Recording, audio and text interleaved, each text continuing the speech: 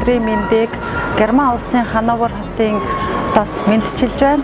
За энэ Герман улсын Хановер хотын энэ Домотекс хэмээх энэхүү үзэсгэлэн Монгол улсад төлөөлөн Эрдэнэт хэвлэсний хамт олон бид бүхэн 18 дахь жилдээ энэ өдөрхөө үзэсгэлэндээ бүтээгдэхүүнээ танилцуулж сонирхолж байна.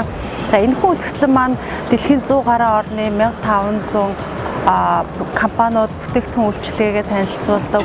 Энэхүү одоо бүх төрлийн бүтээгдэхүүнийг дэлхийн 190 орны 45 мянган хүмүүс компаниуд ирж сонирхдаг энэ үзэсгэлэн байгаа. Энэ үйл ажиллагааг бид нэр одоо станда хов осон талбайг барихаас нь ахуулаад одоо та бүхний